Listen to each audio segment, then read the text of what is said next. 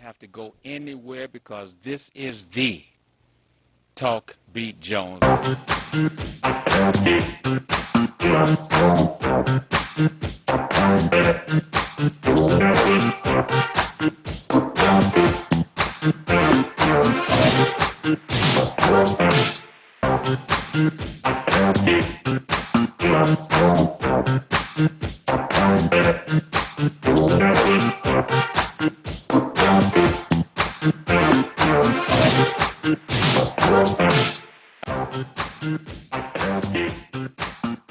This is the Talk Beat Jones, and I am Billy E. Jones, and Norris Gowdy, former city attorney in Highland Park. you got an echo there, Mr. Banks? Jesse Banks, Air Force veteran, native Detroiter. All right. Family, we have a powerhouse program for you today. Tell you what, would you please introduce yourself again, sir, and let them know your resume, who you are, what it's about. Highland Parkers, you're going to be happy today. The world, you're going to be happy today. Believe me. Go ahead, sir. Good morning. I'm Norris Gowdy. I'm former city attorney in Highland Park. Spent 10 years in Highland Park handling municipal cases, ordinance violations, etc. I'm also a Vietnam veteran and served in Vietnam 1966 and 1967. And tell us more about the service that you brought to Highland Park, please. Well, basically, as a small municipality, the city of Highland Park had a lot of difficulties dealing with the lack of a strong tax base, which meant that there were a lot of issues that were brought to bear against the city, and I was the defender of the city. Okay. I had to straighten matters out with the City of Detroit Water Department. There were issues with the City of Detroit Police Department that we tried to resolve working with the City of Detroit, and we were able to accomplish that during my tenure. During your tenure, what was the overall condition of Highland Park? Well, Highland Park had, as I've indicated, a lot of difficulties because the money wasn't there. When you say the money was not there, can you, for those who don't understand, when you say a tax base, how do you get a tax base? Well, a tax base is essentially a situation where usually it's businesses. Businesses pay taxes. They generally pay at a higher rate than do residents. And when Chrysler was a part of the city of Highland Park, we had a strong tax base. There were a lot of money to take care of issues, be that structural issues with the roads and paying police officers, paying firemen. And when that when the tax base dissipated, meaning that the corporate bodies left the city, then the problem with taxes fell to the residents. And it was kind of difficult for the residents to have sufficient monies to pay the fire department. We had to lay off firemen. We had to lay off police officers, etc. So that's what the tax base is all about. If you've got a strong tax base, like the city of Detroit, they've got several large automobile facilities that bring in a lot of taxes. They've got a lot of major properties like downtown Detroit, the Gilberts coming in, and Little Caesars. They got all of that money coming in, so they have the wherewithal to pay for whatever's required to support the city services. Tell me, would you give, for those who don't know about Highland Park, and we're going to move on, but for the audience and for the Highland Parkers, and also for us who are kind of may have been here 20-something years, but that does not reflect Highland Park. Can you give us let me ask Mr. Jesse, you from Detroit, That's from correct. Highland Park too. Detroit. Detroit. Yes. but you know about Highland Park. I know about Highland Would you Park. step in that microphone, please? Yes. And would you give us, growing up, what did you see in terms of Highland Park?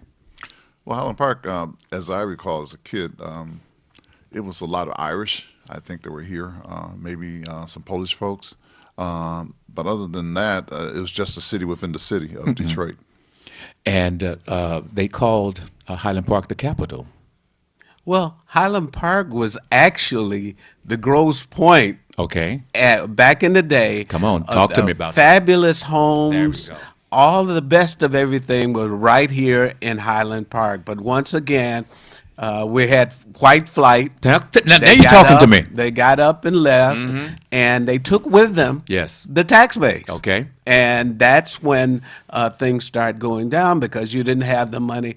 Even if in your household, if you are a husband and wife who own a home, you lose your jobs, the house kind of goes down. I mean, you can't do upgrades. You can't maintain it the way you'd like to, and that's what happens to a community when the money's gone. And that's what happened to the city of Highland Park. It was wonderful. If you look at some of the houses on Easton and some of the other streets, Yes. they were. If you try to duplicate them now, at the cost of today, it would be multiple millions of dollars Wow. for each one of those homes. Wow, they were constructed in that type of fashion. They were, if you look, they're all solid brick homes with wet plaster walls, with fabulous woodwork. Okay, okay. Oak. Okay. If you go to Lowe's or Home Depot and try to buy some oak at this point, just a plank of oak, it's a lot of money. And I was with a person who is a homeowner, has properties, and they were buying wood, and they were talking about, wait, this wood is not even from the United States, and all this, and look how expensive it is. That's exactly right. Well, there are a couple of companies that are going into Detroit. When the homes are demolished, all of that oak, all of that woodwork that's been carved, they recycle it. They go in, take it out, and they resell it at a pretty high markup because the world is losing all of its resources. All of those old oak trees are gone. What you have now is the soft woods, the cheap woods Okay. that they grow pretty quickly, but they don't have the same kind of sustaining Durability. value of the old school oak that was there. Okay. Now, let's go back to when you were a young guy. I was once. Yes, yes. Now, when you were a young guy, like Mr. Banks, Mr. Jesse Banks, what drew you to the military? And what year did you serve in the military, and what part did you play in the military? Well, for me, I wasn't drawn to the military. Okay. I am the seventh of seven sons. There were 11 children. Wow. There were 7 boys and 4 girls, and every one of the sons served in the United States military. My oldest brother, Eddie, he served in the latter stages of World War II. Okay. I'm the youngest son, and I was 19 years old, and I had never received a telegram before. And one day, my brothers were laughing. They came up and they showed me that I had mail. And this telegram was from the President of the United States. Wow. That said, greetings Uh-oh. from the President of the United States. Now, I'm a young guy, 19 years old chronologically, but actually, I was probably, as far as physical age, I was 19, but as I was just a slow learner, so Okay. I was probably more like 14. Okay. And they got me and called themselves training me to send me to Southeast Asia, to Vietnam, Wow. to fight. And I hadn't been out of Detroit. What do I know about Vietnam or fighting, shooting people? I'm not mad at anybody. Okay. I don't know what this whole fight is about. But because one thing about black people, in support of this country. When we're called, We fight. I mean, we run to it, and even though we don't get our share of the pie, we come in and we do more than our share. You go And back that's and- what I did. You go back and you look at one of the first persons to fall. Exactly. Okay. And 33% of the warriors, I'll use that term, in Vietnam were black, and we only made up 11% of the population. Wow. So, and go into explaining when you went to the military, what happened? What was your how did they welcome you to? You in the Army now, or service? I don't know what part of the service you in. Well, in terms of welcoming, I don't know that. I guess you could call it a welcome. One thing about my period in the military, it was the first time in my life I had two brand new pairs of shoes at the same time. So I was happy about the new shoes, but the military.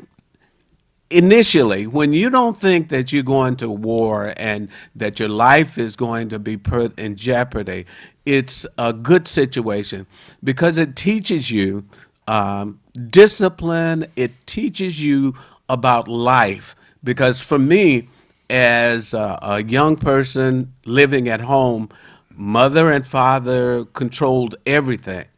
Once you got away from that and were in the military, you were responsible for your own well-being, basically, and you had to do whatever it took.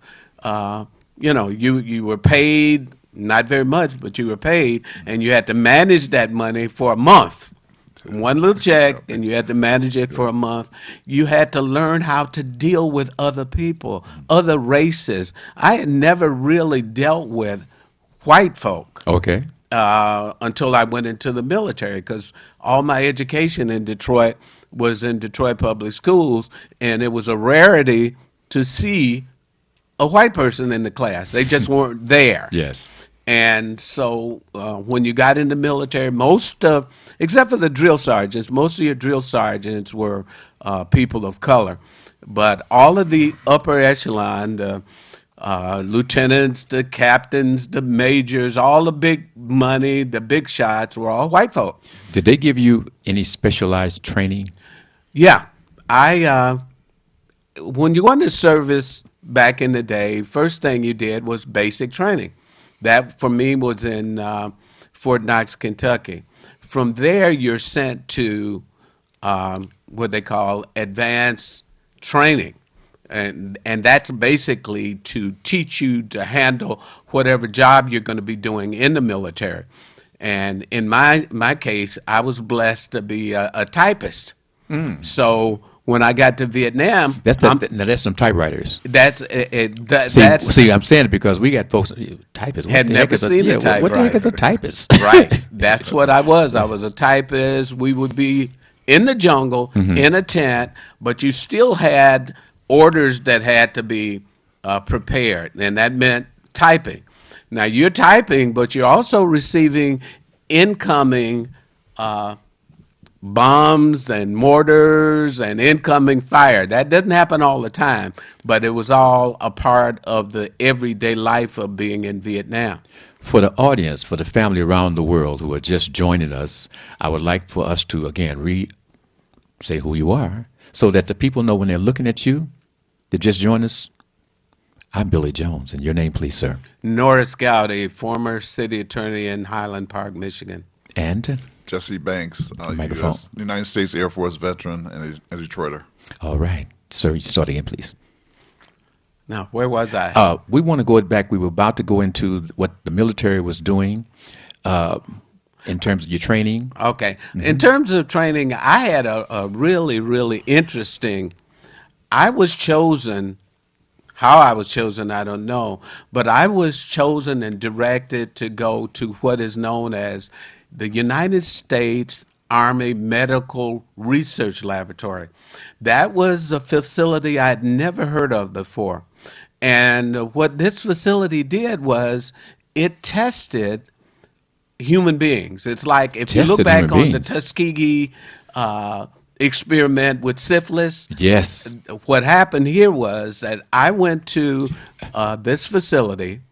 and they did all types of tests on me. In fact, I was placed in a centrifuge with electrodes to my head and my body, and spun around just like the beginning. Centrifuge. Yeah, like the what was that show on TV? With the the World of Bionic Deadly- Man. Okay. Mhm. I was the Bionic Man without any bionic. I was tested doing that. They did all types of things to me. And the interesting part of it was when I was blessed to be released from the military and from Vietnam, I made a claim for disability payments. For disability compensation from the military. Yes. And you have to provide all of your records. And for some strange reason, the United States government does not have a record of my serving with the United States Army Medical Research Laboratory. And the interesting thing about the military is that every move you make, every step you take is documented. There's no way for you not to have recordings of everything you did. But apparently they claim that for a month I just disappeared. And they couldn't find you. Right. AWOL, if I were not on orders, I would be absent without leave, and there would be military people out looking for me, and I could be incarcerated as a result. But they're telling me now that they can't find any record of a month where I was serving in this special unit. Now hold on. This is the United States of America. This is the United States of America, regardless of what year it is. This is the United States of America. Now, it's hard for people around the world that's listening to you right now to understand and would think that a soldier that would be in the experimental stage for them would be considered not there. With all the equipment, the medicine that put into you, the electrodes they put in, they had to have those documented. Exactly. So, but the United States wouldn't do that to you because, the United States is very, very clean and honest on everything that it do. Mr. Banks, would you Land take that? of the free, home Wait, of the Mr. Banks, brave. would you step to the microphone and Yes, tell them about? yeah, I kinda will, coming- because I can relate to what Norris has just said. I went to jungle survival in Eglin Air Force Base in the Panhandles in 1969 before they sent me, 68 before I sent me over to Thailand. And I was there for about 3 weeks. There's no record.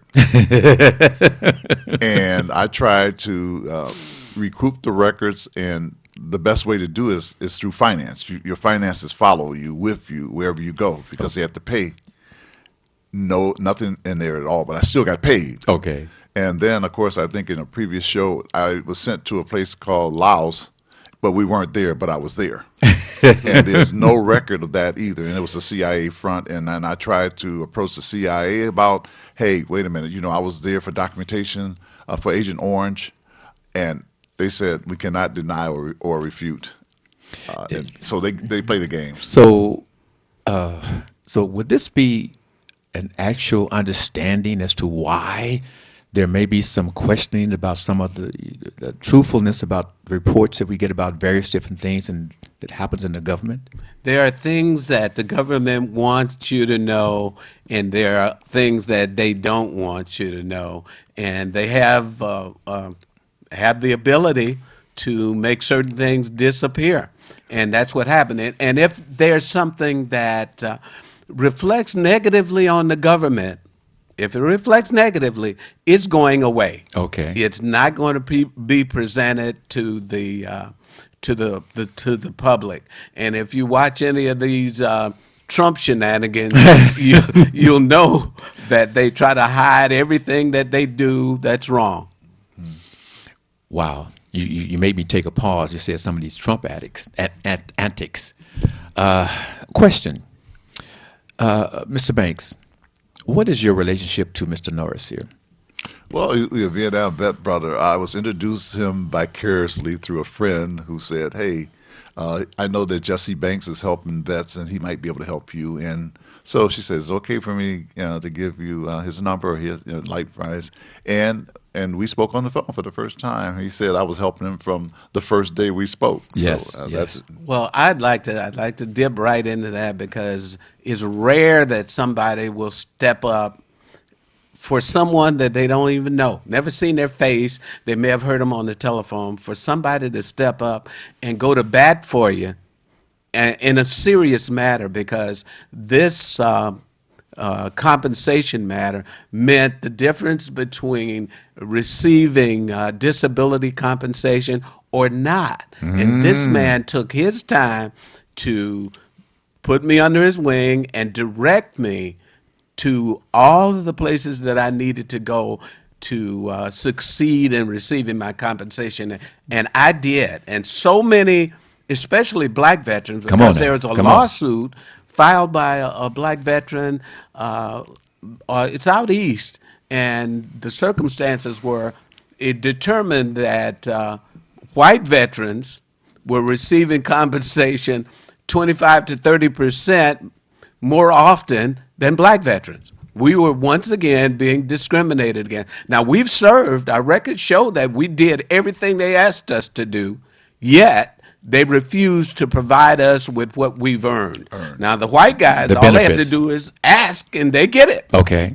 Now, And Jesse, hey, I will tell anybody, I tell the world that Jesse Banks is my hero because he got me what I deserve. speaking on that, let us kind of revisit Mr. Banks. I call him Mr. Banks. You guys can call him Jesse because he's a home guy right here. Amen. Okay. So, sir, he's speaking about the benefits. Kind of revisit that situation about the benefits for us, please. Sure. As Nora said, all veterans, we earned, the right for any benefits that we may or may. We earned it. Let me put it just point blank. We earned it. There are a lot of vets out there that they've given up on in terms of benefits. There are monetary benefits, there are health benefits, there are a lot. I see vets sometimes with signs, are homeless and so forth. They're like in a given year can be anywhere from 500,000 to almost 1 million homeless vets People who serve the United States of America are out on the streets homeless this way. on the streets because we've turned our back on vets. Once you serve. That's it. We don't care. But there are monetary values out there. Health. A lot of them don't even realize that they can have health benefits. All you need is a DD-214 and go to any VA hospital, present it. DE. That's it's a record of your military service. And if you present that, you will get a card, a health card, and you can go to any facility. If I don't have my military records that I know of, I moved, got lost, got in transition, or whatever it is there some way that I can contact the military and they can give me a copy of my military records? Yes, you can get. They have regional offices of Vietnam, VA offices throughout the nation. Yes, sir. We got a brand new outreach program office. Used to be the old Michigan Basic building on Jefferson, across from the CVS. They refurnished it, and it's a really, really nice building. Norris, you went in there, didn't you? No, I didn't You go. didn't? Yeah. But I need to add one thing that, okay, the VA doesn't do, they're not proactive for black veterans. But black veterans have to be proactive for themselves. We are not forcing the door open. I'm an attorney, and I'm an attorney because of the fact that there were people. I graduated from the University of Michigan. There was a group called the Black Action Movement who kicked down the doors at the University of Michigan and said that we need to have more black participation at this university. And but for their action, I never would have gone to the University of Michigan, one of the more prestigious universities in the world. Yes. I come from poor folk. There was no way for me to go there. But going back to the veterans, we have to demand what's our right. Come on. And, if we don't do it, they certainly aren't going to do it. So I'm saying to all of the veterans out there, if you're a veteran, step up and make your demand, because there are so much benefits out there in terms of there's a scale of, they go on a percentage from 0 to 100. And at 10%, you may get a monthly payment of $150, $200. But if you get up to 100%, you're looking at close to $4,000 a month. What? And Tax it's tax free. free. What? Yeah. What? It's So- tax free. Tax- So free. wives, mothers, friends of vets who don't know, who are still mentally not quite there, this information is for you to help your loved ones. And Mr. Banks, would you tell them how this benefit that comes to the vet can benefit the children and the grandchildren? Absolutely. If you are 100% a disabled veteran, your spouse for 8 years, if you're married, they will get half of what it is that you get for the rest of their lives once you pass. Yes. Your children, if they were subject to Agent Orange and burn pits now, if they have the same ailments that's related to those agents and burn pits, they can receive compensation. So there is a benefit. It's a legacy. It's a matter of you, like Nora says, you got to put your first foot forward. Otherwise, it's not going to come to you. Nothing comes to, my grandma used to tell me, nothing comes to a sleeper but a dream. That's right. That's right. And we're going to continue with this conversation, family, on the other half, on the other side. But right now, we're going to get ready to go to that commercial break. Remember, to Talk Beat Jones, we're on the air every Wednesday from 10 a.m. to 11. There's a repeat broadcast on a Sunday from 4 to 5 p.m. on channel 152. So, family, you get ready to get blessed with these commercials. Don't forget your lemon burn. And also remember, you can go to, what is that? I see it. It's you. You go in the refrigerator, but you don't have it. It's the lemon burn. We're going to show you the commercial about the lemon burn coming up right about now. You wouldn't have to go anywhere because this is the Talk Beat Jones.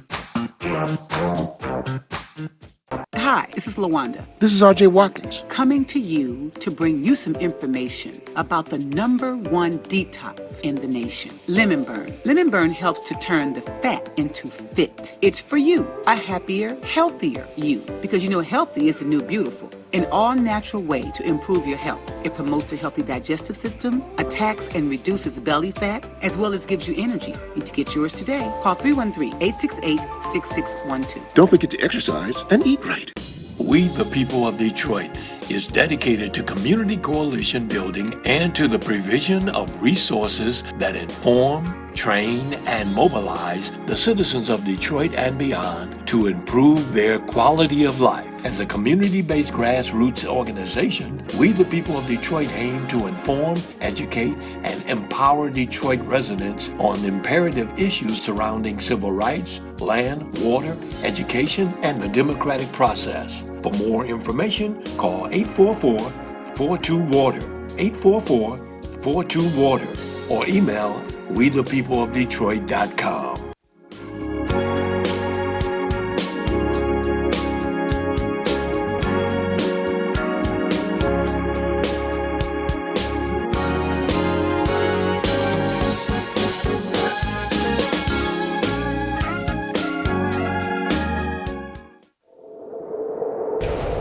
Justice for Mario Willis.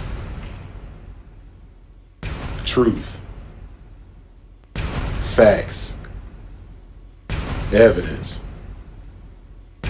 Matter.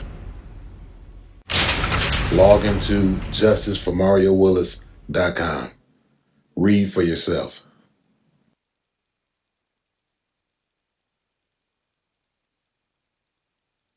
You wouldn't have to go anywhere because this is the Talk Beat Jones.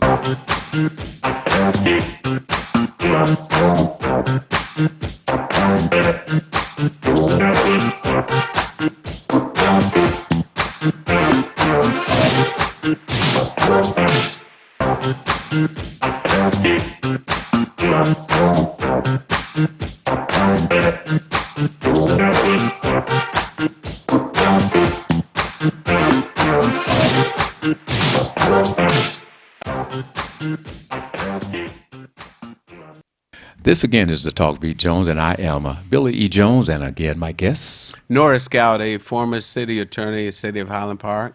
And do I have a telephone caller? Caller? Yeah. Hello? Yes. Speak to me. Talk to me. Leo Brazil. All right, Mr. Leo Brazil. I'm sorry. My phone is at home on the charger. I'm so happy you called. This is Mr. Leo Brazil. Mr. Brazil, quickly tell them who you are and your resume real quickly, and we'll continue with our program. Well, I just came on, so I don't know what you guys have been talking about. I understand. Just give us your resume and who you are so we can move on, please. I'm Leo Brazil of Oakland, California. I'm a retired attorney, former city councilman of the city of Oakland. Also, one of the original Black Panthers, Oakland, Way California. back when. Yes, sir. All right, so let's pick up again. You were just finishing up Mr. Banks. Want to come back with you, and let's get those benefits. Let's continue to talk about the veterans who have low ratings and numbers on their benefits, the ones who have given up, and the fact that they shouldn't or couldn't or could not or should not quit. And we're saying those who don't have the mental strength yet for the wife or the girlfriend or the family member to step in and show them that they can get these benefits. Would you show them again, Mr. Banks? Sure. There's 16.3 million vets today. And of those numbers, there are not that many people who are actually pursuing benefits. Why is that? Probably a lack of education more than anything, and not from a schooling, but from informational. Yes. And that's, as Norris had just mentioned, you have this outreach and people sharing information. And there are folks who are out there, like I consider myself that when I see a vet out there, I will, hey, welcome home. Hey, are you receiving benefits? If you don't, do you want them? And then I give them an idea of the amount of money, with, like Norris had indicated, from $150 to $4,000. Big difference. Yeah, money makes a difference in terms of drive for folks too. And if they die, the wife or whomever, if the they beneficiary. die and they're 100% for 8 years, the wife would get half of that, which is $2,000 a month, tax free, and benefits. It's to obtain your benefits is a war. You are a veteran. You are a warrior because you've been there. But you've got to take that warrior attitude to the VA. Yes. And be that Vietnam warrior to obtain your benefits. And that means kicking out the door day in and day out, because the VA and the rest of the government rely on the fact that when you hear the word no, that you're going to give up. Oh man, but they done told me no 5 times. I mean, as a man that done did what I done did and done served this country and got these, I done submitted these. People done told me, and I done submit 5 papers, and they done keep saying no. Do you believe in yourself? I can't take this. You got to believe that. If you believe in yourself and believe that you earned it, don't allow no to stop you. You just have to keep banging on that door, and eventually that door is going to open, and you're going to receive what you do. Mr. Jesse Banks, would you tell them why it's a difference? I got an example, and it segues into exactly what Norris had just said. We have a Vietnam Veterans Group. We meet every Thursday from 11 to 12:30, and it's one of the guys there. He's a barber, and I'm not going to use anybody's name. And he had been pursuing 2006 benefits for PTSD. Wow. And when I realized, what is PTSD? Yeah, post-traumatic stress disorder. It's a mental thing. Something he saw that, it's been with him all in flashbacks and nightmares and so forth like that. It creates a lot of other health issues as well. But anyway, he had basically given up. And I said, no, we're not. So I looked at his records, and I saw that he had gone to a person that I referred Norris to, Dr. Trippy. I'm saying, wait a minute. You went to Dr. Trippy back and she's the one who wrote the darn book that the VA used today for PTSD. And she's since left, and they look at her as a hired gun because she know all the tricks of trade. She got disenchanted with the folks that were denied, which they shouldn't have been denied. Yes. So she tried to right that wrong. She charged, don't get me wrong, but the lady is awesome. She's marvelous. She's awesome. She'll listen, and her reports are honest. She doesn't try to fabricate anything. She listens to what you say, but she writes in the terms that the VA will understand. Yes. And that's why they use the word, they get pissed too. They said, oh man, Trippy. But anyway, when I saw that he had gone to Trippy, I said, man, wait, and let me see your report. I read his report. I said, and he was getting like 10%. I'm like, are you kidding? 10 out of 100? Yes. Wow. And so anyway, recently we submitted his paperwork. The VA, which under this new Veterans Affairs guy, Secretary Dennis McDonald. Is that the one that came in and fired? That's the one who fired. I found out he not only fired the director, he fired the assistant director and the medical chief. So, I mean, tell them why that is so important that this new person, new secretary, Yes. came and fired all the people that's the top layer that was responsible for telling the people on the lower level, tell them no. Tell him no. Tell him no. He came to town, the sheriff, and fired those folks. So we're saying to you, if you were denied over and over and over, that layer, that was the no layer, those folks, they're out. They're gone. And the people that have replaced them, Mr. Jesse Banks, will you tell them what is the attitude of the new people? It's my understanding, because I was going to the VA in Ann Arbor rather than the one in Detroit because of the lack of service that I felt we should have been given. I understand now it's different. Yes. And I will go just to see again what the differences are. If it's something substantial, then I'll go back to the VA hospital in Detroit, because Ann Arbor's a 30, 40-mile hike for me.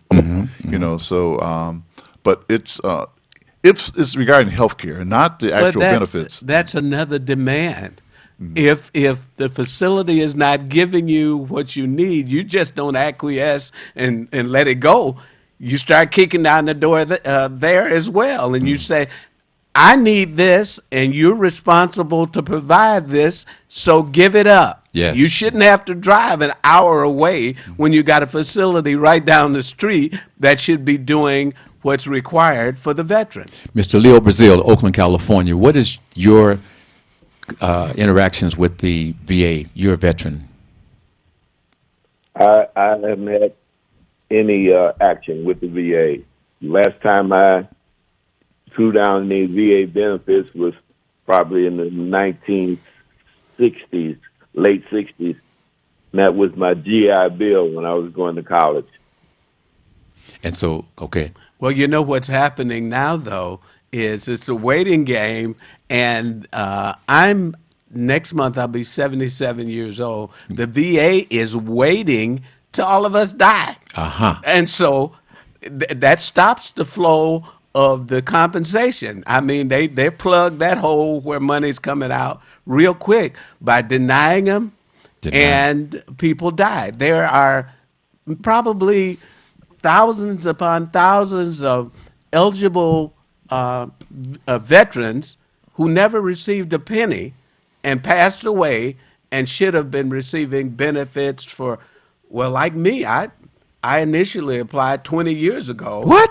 And I didn't get mine until a year ago. What? Yes, sir. What? What? And it's the same thing. Mine was post-traumatic stress disorder. And if you took my application and the documents that I submitted 20 years ago and applied them to the new filing, they're identical. But back then, it was no. a year ago, it's yes, which doesn't make a lot of sense to me. So, family, do you understand why we are doing this program? Do you understand that it's not just sitting down and just having a chat? No, this is a conversation for you and veterans around the world who have served in the United States of America. This is for you to help your family, to help yourself. Please. You know, Mr. Leo Brazil, are you there? Yes, sir. So you feel that you didn't need to have, you feel you're at the maximum of your benefits that you should receive, or was there another layer that you should potentially be at? No, I didn't serve during the war. I got out of the service in 1964. So benefits that I was entitled to was to help me buy a house, which I used, and the GI Bill to go to college, which I used, and that's it. If I had any more benefits coming, I don't know anything about it. There are benefits that people who did not serve during wartime are eligible for, because the United States Army is involved in a lot of things that where they have it's like Agent Orange. They have chemicals that are hazardous, and people who work around the petroleum products for airplanes and what have you. Asbestos. There are a lot of things that are out there that may have caused problems that people still don't look into. You just have to, knowledge is power. And we, a lot of times, relinquish our power. Mr. Brazil, I remember last time we spoke that you worked around nuclear weapons, correct? Well, not around nuclear weapons. I worked in the area of dealing with people that were eligible to go out and be in the atmosphere when there was a nuclear attack. So you were more of a support staff person. Right. Okay. Yeah. Because the reason I said that, because if you worked around nuclear weapons, radiation, I worked around nuclear weapons at one point, and I had a radiation shield, and thank goodness the thing never turned red.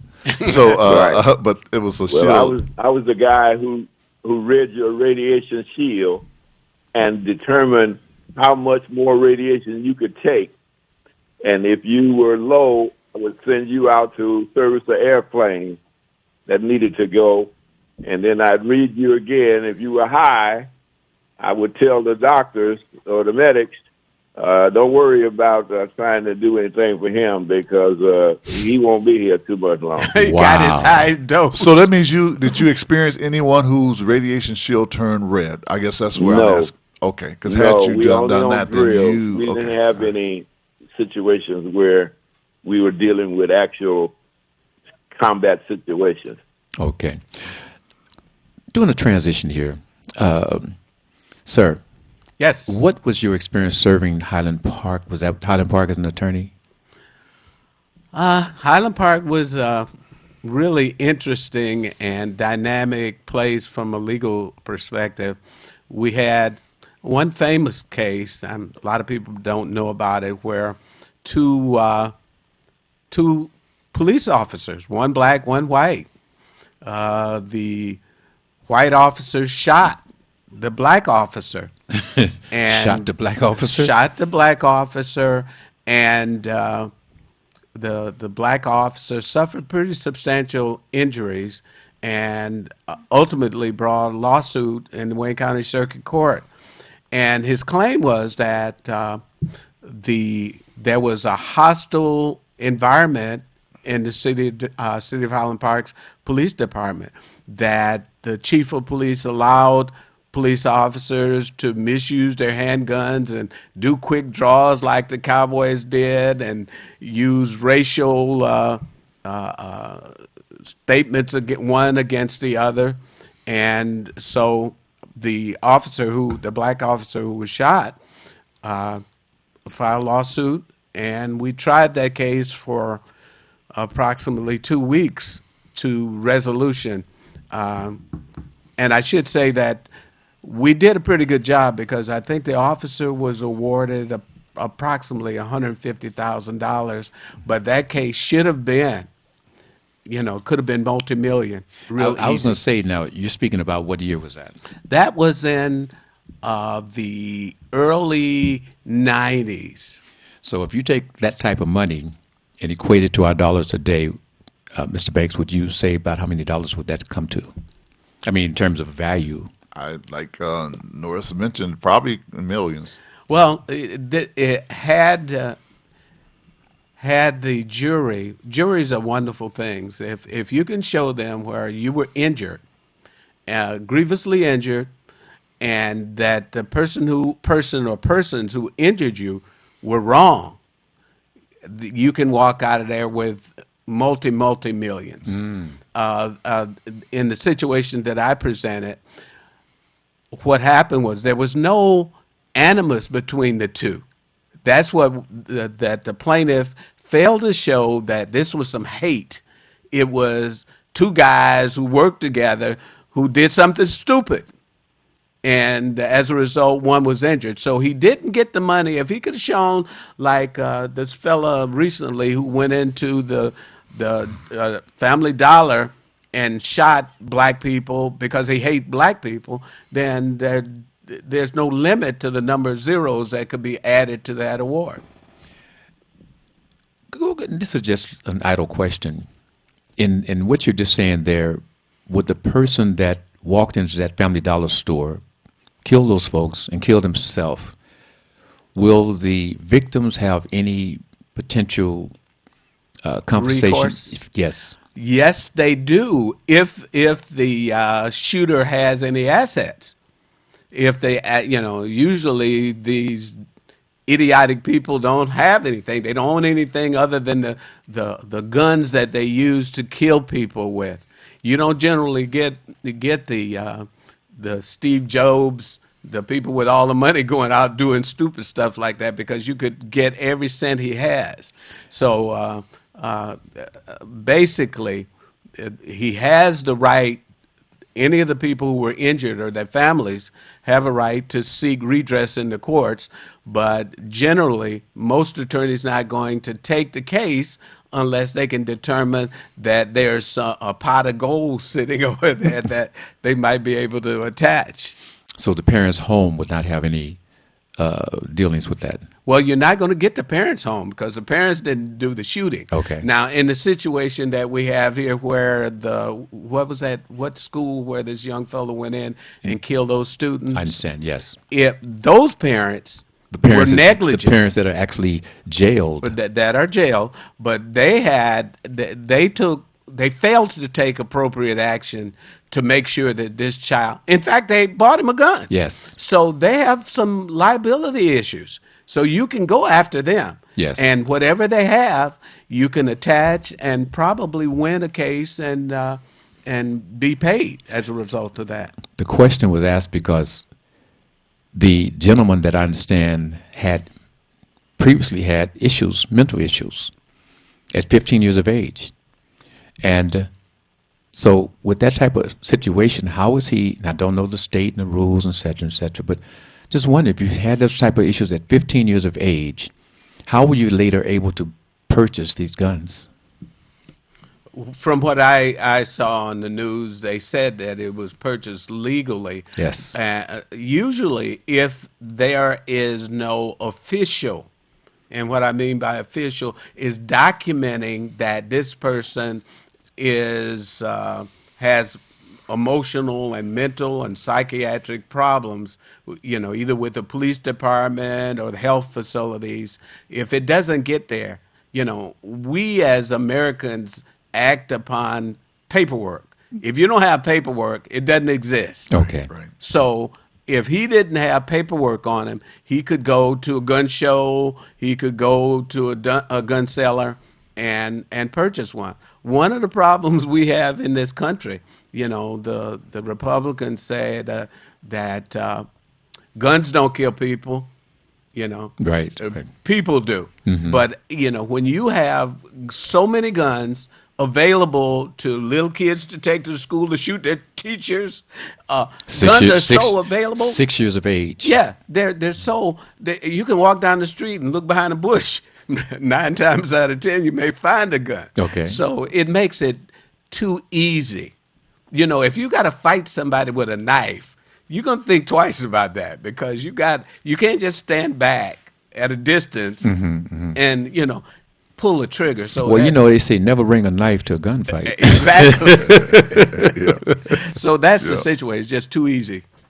Too easy. That's why people are being killed over and over. We have too many guns out there.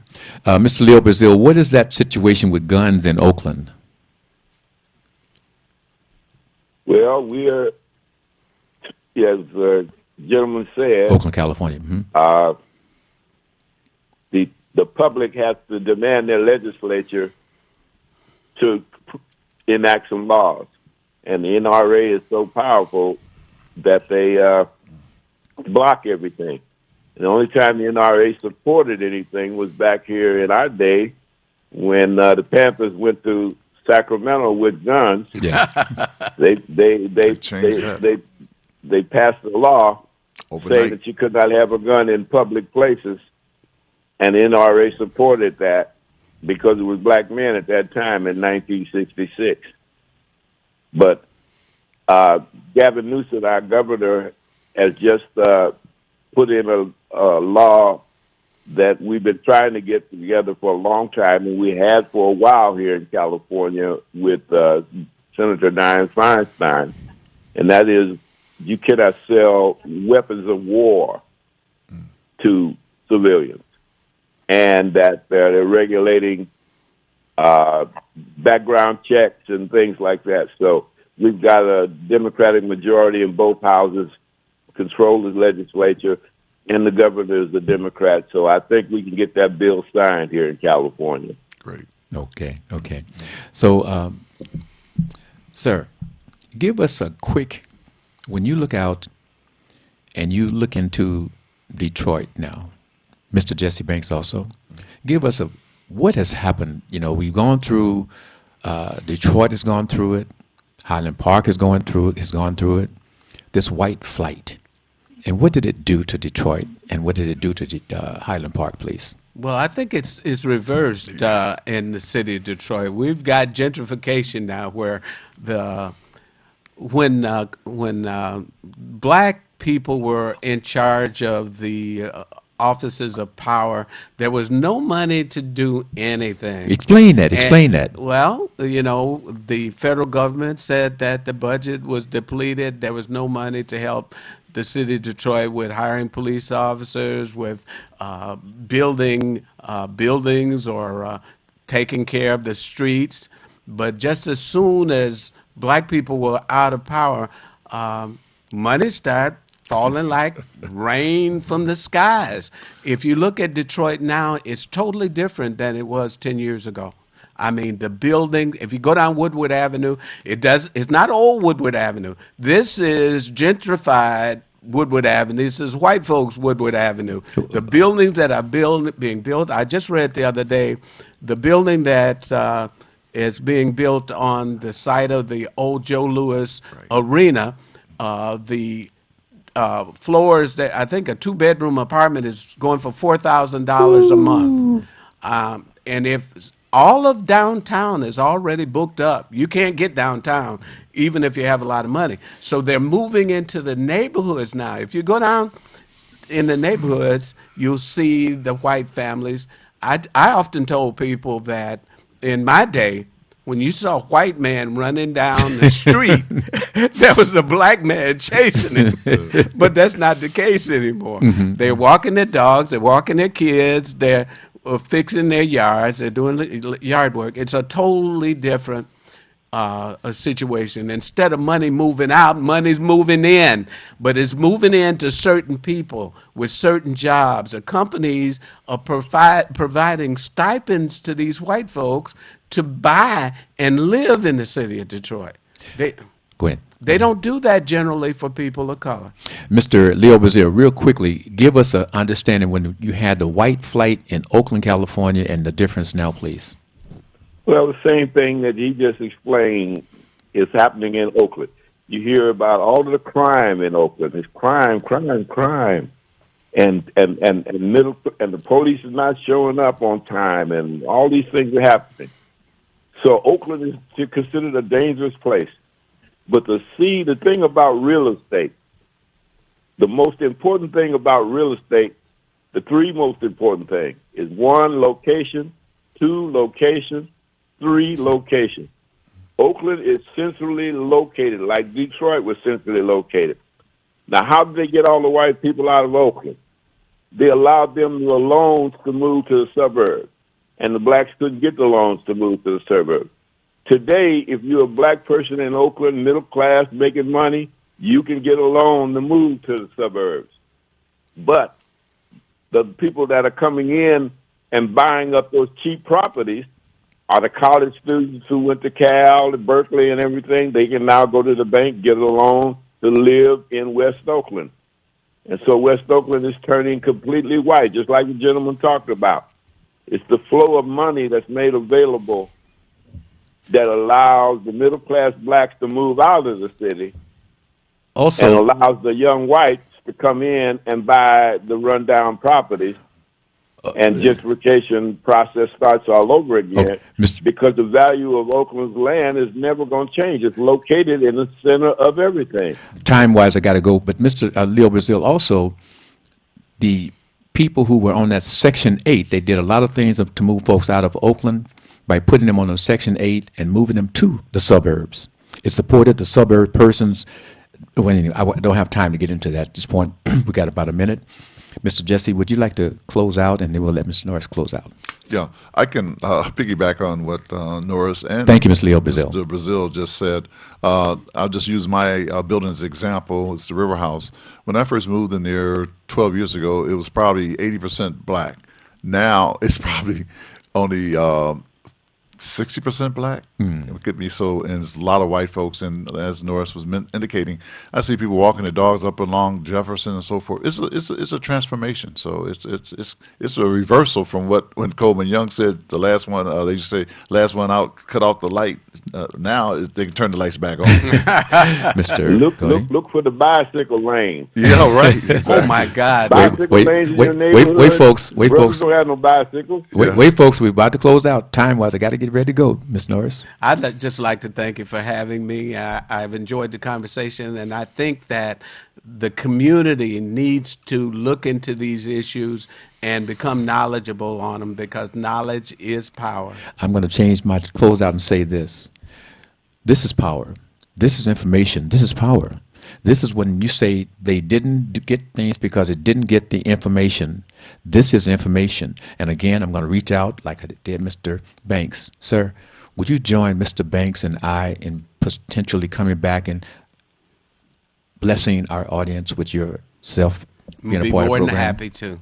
This is growth. Mr. Leo Brazil, I want to let you know that you are part of this, and this is power, because we're not talking about somebody beating nobody up and whatever. We're talking about the information that we can sit at TV 33 WHPR and give this information around the world. I got to go, family. I'm Billy Jones. It's Talk Beat Jones. Remember, you can pick us up, go to YouTube, TV 33 on demand. Check us out and like us, love us, share us. And yes, I am that Jones-sized guy that's going to get your hips, thighs, tummy, and waist. We're going to get it right. But I see these people doing these things. They look like they're in bed when they're working out now. We won't do it that way. We'll do it Jones-sized style. See you soon. You wouldn't have to go anywhere, because this is the Talk Beat Jones.